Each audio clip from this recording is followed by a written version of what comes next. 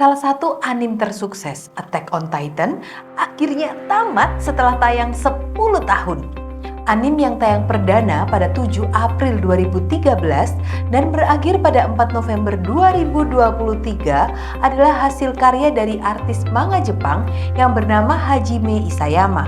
Pada tahun 2009, ia mulai membuat manga Attack on Titan yang berjudul asli Shingeki no Kyojin dan menjadi serial manga dengan penjualan tertinggi dengan 110 juta kopi pada September 2022. Sejak penayangannya, anime Attack on Titan dianggap sebagai salah satu anime tersukses di Jepang. Pada tahun pertama, Attack on Titan menjadi anime terlaris di Jepang. Dan pada tahun berikutnya, Attack on Titan menduduki peringkat 1 sebagai streaming anime terlaris dan menjadi anime terbaik pilihan para fans anime di Amerika. Pada tahun-tahun berikutnya, Attack on Titan terus menerima banyak penghargaan di berbagai kategori pada ajang-ajang penghargaan film di seluruh dunia. Salah satu prestasi tertinggi Attack on Titan adalah menjadi nominasi sebagai Best Streaming Animated Series oleh First Hollywood Creative Alliance Creative Arts TV Awards yang akan digelar di tahun depan. Attack on Titan ini berkisah tentang sekelompok anak muda yang bertekad membasmi Titan-Titan yang menghancurkan kota perlindungan dan juga penduduknya. Sebagian dari anak-anak muda ini ternyata punya kemampuan untuk berubah menjadi Titan juga. Sehingga sepanjang film animasi Attack on Titan berisi banyak pertarungan antar Titan maupun manusia melawan Titan. Film ini melibatkan dua bangsa yang punya sejarah panjang dan berusaha untuk saling memusnahkan. Jadi tidak heran, film ini penuh dengan adegan kekerasan, bentuk-bentuk Titan yang aneh dan berukuran luar biasa, dan misi balas dendam yang tidak ada habisnya. Ada beberapa ciri khas yang menonjol dari anime Attack on Titan yang bisa kita perhatikan. Titan, tidak bisa dipungkiri. Daya tarik terbesar dari anime Attack on Titan adalah Titan. Para Titan yang berukuran luar biasa dan memiliki kemampuan unik terus bermunculan di sepanjang anime. Penonton akan disuguhi beraneka bentuk Titan yang menyerupai manusia hingga binatang. Namun Titan yang paling dinanti-nantikan adalah Titan perintis atau Founding Titan yang menyerupai kerangka ikan dengan ukuran yang sangat besar tapi punya kepala manusia. Titan perintis ini hanya muncul menjelang episode terakhir sebagai Titan penghancur umat manusia. Titan perintis ini punya kemampuan untuk menciptakan Titan lain, mengendalikan mereka, dan memanipulasi pikiran Titan ciptaannya. Selain itu, daya tarik dari anime Attack on Titan terkait dengan Titan adalah kemampuan dari beberapa manusia untuk berubah menjadi Titan. Kedua bangsa yang punya kemampuan unik ini saling bertikai mempertahankan keberadaan bangsa mereka masing-masing. Beberapa kali Titan-Titan ini masuk dan memporak-porandakan sebuah kota dan memakan orang-orang di dalamnya.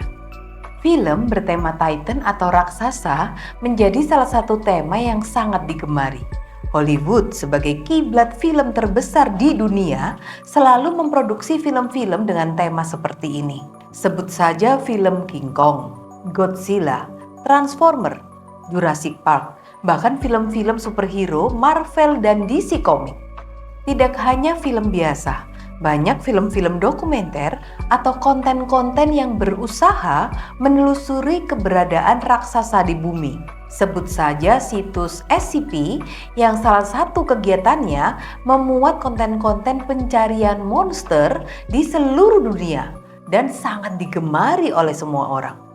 SCP dipercaya sebagai fiksi, namun sangat digemari oleh orang-orang yang menyukai tema-tema konspirasi.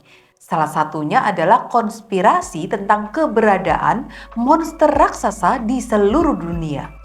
Dari sini kita patut bertanya, mengapa manusia punya ketertarikan yang sangat besar terhadap Titan atau monster?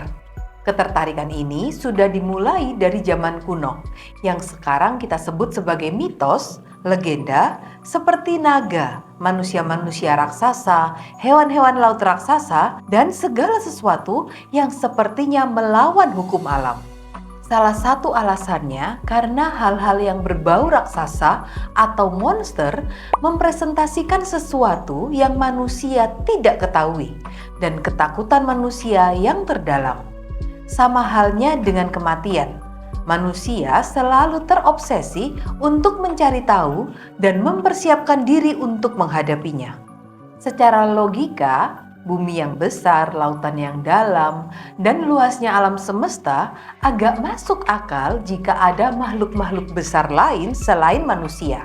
Mereka bisa saja selama ini belum menampakkan diri. Dan manusia berusaha memproyeksikan ketakutannya dengan cara mengeksplorasi diri dan memvisualisasikan mereka dalam rangka mempersiapkan diri untuk menghadapi mereka suatu saat. Secara fakta, kita belum pernah menemukan keberadaan mereka. Namun hal ini membuat manusia jadi terus-menerus hidup dalam ketakutan akan hal-hal yang bisa jadi sebenarnya tidak ada. Kekerasan dan balas dendam. Salah satu ciri khas dari Attack on Titan adalah kekerasan yang bisa dikategorikan sadistik. Walaupun hanya film kartun, namun adegan-adegan manusia yang dimakan, diinjak hidup-hidup oleh Titan, pertempuran antar Titan maupun manusia yang berdarah-darah, pemenggalan kepala dan sebagainya tetap terasa mengerikan. Tidak sedikit mimik kepuasan terlihat dari wajah setelah melihat kekerasan-kekerasan tersebut.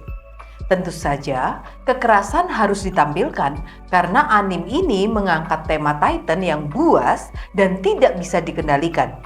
Namun, adegan-adegan ini bisa dilihat secara bebas oleh anak-anak dan hal ini bisa mengganggu pertumbuhan psikologis atau bahkan meninggalkan trauma bagi mereka. Film-film dengan tema kekerasan menjadi favorit dan digemari di seluruh dunia. Ada kecenderungan semakin sadis kekerasan tersebut, maka akan semakin digemari. Apalagi bila dibumbui dengan misi balas dendam dari karakter utama film. Tidak heran, frasa yang terkenal dalam film kekerasan dan balas dendam adalah "Revenge is best when served cold". Frasa ini menyiratkan bahwa balas dendam paling baik dilakukan bukan secara spontan, melainkan dengan kalkulasi matang dan di saat yang tidak disangka-sangka oleh target. Hal ini dilakukan untuk mencapai kepuasan yang lebih tinggi daripada balas dendam, serve hot, or warm. Maka nilai yang dituju dari balas dendam dan kekerasan adalah terpenuhinya kepuasan diri. Kehidupan masyarakat postmodern. Dari awal kisah Attack on Titan menggambarkan kehidupan masyarakat yang tinggal di dalam tembok-tembok yang tinggi guna menghalangi para Titan masuk. Masyarakat yang sudah hidup sekian lama dan tidak pernah tahu kehidupan di luar tembok, kebenaran dan sejarah diajarkan oleh sekelompok orang melalui kurikulum pendidikan, kebudayaan, agama, dan kehidupan sehari-hari dengan agenda tertentu. Ketika Titan berhasil menjebol tembok pertahanan, seorang anak muda melihat realita baru yang sebelumnya tidak pernah dibayangkan. Sebenarnya, gambaran masyarakat dalam Attack on Titan adalah cerminan masyarakat di zaman postmodern sekarang ini. Karakteristik postmodern adalah relativisme, di mana kebenaran ditentukan oleh komunitas. Kebenaran ini bisa disusupi dalam berbagai aspek kehidupan, seperti pendidikan, budaya, agama, dan lain-lain. Dan ketika kebenaran itu sudah menjadi cara pandang kita, maka akan sulit bagi kita untuk menerima kebenaran yang lain. Bagaimana Alkitab menanggapi ketiga isu di atas? Monster dalam Alkitab. Kitab Kejadian mencatat bahwa Allah menciptakan binatang-binatang laut yang besar dalam Kejadian 1 ayat 21. Binatang-binatang yang dimaksud bukan sekedar paus, hiu, atau binatang-binatang laut besar yang biasanya kita tahu. Dari bahasa aslinya, kata ini artinya naga, ular, atau monster laut. Monster ini bisa kita temukan juga di bagian-bagian Alkitab yang lain, seperti naga di Ayub 7 ayat 12, Leviathan di Mazmur 74 ayat 14, dan Rahab di Yesaya 51 ayat 9. Apakah monster mengerikan benar-benar ada di masa itu? Untuk menjawab hal ini, kita harus memperhatikan konteks budayanya. Dalam konteks budaya bangsa-bangsa di zaman itu, monster adalah simbol kekacauan dan kengerian. Dan dalam setiap pencatatan monster di dalam Alkitab, selalu ada Allah yang bisa mengalahkan monster tersebut. Lihat saja catatan dari Nabi Yesaya tentang Rahab. Rahab bukanlah nama perempuan, tetapi sebutan untuk salah satu monster laut. Persepsi tentang monster sebagai sesuatu yang mengerikan dan menakutkan sebenarnya masih ada hingga sekarang. Dalam film Hollywood, monster biasanya membawa kekacauan dan bisa memporak-porandakan kehidupan manusia. Alkitab tidak mengajarkan monster menjadi proyeksi ketakutan manusia, melainkan Alkitab mengajarkan kebenaran di balik kekacauan, kengerian, dan ketakutan ada kuasa Allah yang jauh lebih besar dan mengalahkan semua kuasa gelap, yang dimana puncaknya di dalam kematian dan kebangkitan Tuhan Yesus. Dengan kata lain, monster seharusnya merujuk dan mengingatkan kita kepada kebesaran dan kekuasaan Allah sebagai penakluk kuasa gelap dan menjadi sumber imajinasi dan kreativitas manusia. Dan hal ini akan membawa kita semakin mengucap syukur atas karya dan pribadi Allah. Pembalasan adalah hakku. Mengapa Alkitab mengajarkan orang Kristen tidak boleh membalas dendam? Alkitab mencatat, janganlah membalas kejahatan dengan kejahatan, lakukanlah apa yang baik bagi semua orang. Dalam Roma 12 ayat 17. Lalu dalam Ibrani 10 ayat 30, pembalasan adalah hakku, akulah yang akan menuntut pembalasan. Mengapa pembalasan adalah hak Allah? Jawabannya jelas. Ketika kita memiliki cara pandang yang benar tentang dosa, dosa bukan hanya sekedar pelanggaran atau kesalahan semata. Dosa adalah pemberontakan kepada hukum Allah dan kepada Allah sendiri. Ketika kita menyadari hal ini, maka kita akan belajar bahwa setiap kesalahan atau dosa yang dilakukan oleh orang lain, yang ditentang atau dilawan oleh orang itu, bukanlah diri kita, melainkan Allah sendiri. Oleh karena itu, hanya Allah yang berhak melakukan pembalasan, bukan kita. Dunia mengajarkan hal yang sangat berbeda. Dalam natur dosa, kita cenderung untuk membalas kejahatan dengan kejahatan lain. Propaganda film-film Hollywood menanamkan hal yang bertentangan dengan kebenaran Allah.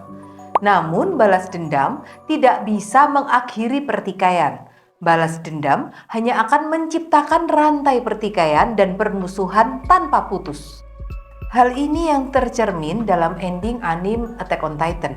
Usaha sekelompok anak muda untuk membalas dendam dengan membasmi Titan-Titan tidak berakhir dengan kedamaian, melainkan hanya mengulangi sejarah pertikaian dari dua bangsa yang sangat panjang. Tidak heran Alkitab mengajarkan kepada kita untuk tidak membalas kejahatan dengan kejahatan, atau membalas dendam, karena dengan demikian kita menumpukkan bara api di atas kepala musuh. Dalam Roma 12 ayat 20. Kebenaran itu akan membebaskanmu. Pada zaman Tuhan Yesus, orang-orang Farisi dibutakan oleh kebenaran yang sesat tentang pengharapan. Pengharapan mesianik adalah pengharapan orang Yahudi akan kedatangan Mesias yang datang untuk membebaskan mereka dari penjajahan bangsa Romawi. Karena itu, ketika mereka melihat Tuhan Yesus yang lahir dari anak tukang kayu, lahir di kandang hewan, hidup tidak seperti seorang raja, mereka menolak Tuhan Yesus sebagai Mesias. Dalam konteks inilah, Tuhan Yesus berkata, "Jika kamu tetap dalam firman-Ku, kamu benar-benar adalah murid-Ku, dan kamu akan mengetahui kebenaran, dan kebenaran itu akan memerdekakan kamu." dalam Yohanes 8, 31-32. Sepanjang pelayanannya, Tuhan Yesus mengajarkan bahwa Mesias sejati harus menderita dan mati untuk mengampuni dosa manusia, karena masalah terbesar manusia bukan dijajah oleh bangsa lain, melainkan kuasa dosa. Hal ini bertentangan dengan konsep pengharapan mesianik orang-orang Farisi. Sehingga sampai sekarang, kebanyakan orang-orang Israel yang beragama Yahudi masih berpegang pada pengharapan mesianik. Apa yang dimaksud dengan kebenaran firman Allah akan memerdekakan kita? Kebenaran firman Allah mengajarkan bahwa masalah manusia adalah dosa, dan manusia membutuhkan kasih karunia Allah untuk diselamatkan. Jika kita berpegang kepada kebenaran ini, maka kita akan dimerdekakan dari kesesatan dan mendapatkan kebenaran yang sejati. Tetapi bila kita dibutakan oleh kebenaran yang sesat, maka kita akan terus-menerus terbelenggu dalam dosa dan tidak mengenal kebenaran sejati. Kebenaran Allah akan memberikan kita hikmat untuk bisa membedakan mana yang benar dan salah, dan juga mana yang baik dan yang jahat. Dalam Roma 12 ayat 2. Dalam anime Attack on Titan, sesudah serangan Titan, tokoh utama yang bernama Eren belajar tentang kebenaran dan fakta yang baru di balik tembok raksasa kotanya. Namun karena telah dikonsumsi oleh rasa dendam, Eren tidak hanya bertujuan untuk membasmi para Titan. Ia pun menargetkan seluruh umat manusia untuk dimusnahkan. Mau tahu lebih banyak tentang Worldview? Tunggu video kami selanjutnya.